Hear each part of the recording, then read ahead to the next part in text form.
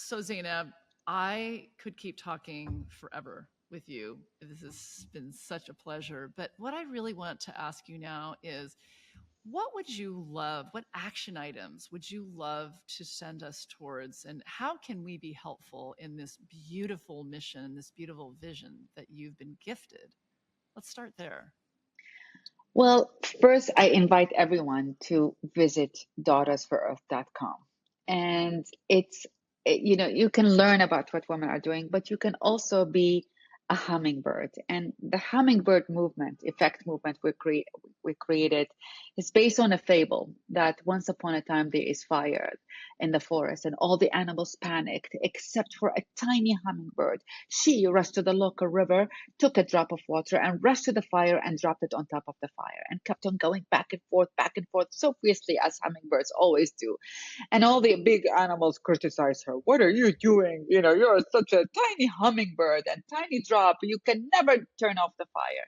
And she turns to them and she said, but I am doing everything possible to turn off the fire, even with my small drop. Why don't you join me? And with that, she inspired all of them to put their own drops of water and turn off the fire and eventually live Mm. safely, Oh, happily after. So I invite everyone in becoming a hummingbird, and that has so many meanings in the world. One is by supporting Daughters for Earth, you actually get by $11 a month of support to Daughters for Earth, you get a hummingbird graphic novel of a woman and what she is doing to protect the earth and learning the science behind her and what can you do to protect the earth yourself and your environment. So that's the least I'm asking, that I hope as many people join us as possible. But then also we're living in such a tumultuous time and it could be so depressing. And where is the drop? Where is your drop? Where is your hummingbird in your personal life, the inside job, and in your larger life, the external life?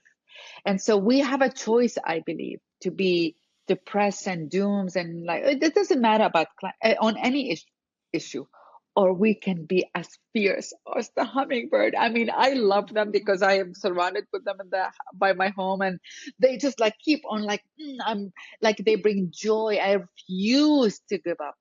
I refuse to give up on love and on joy and on hope.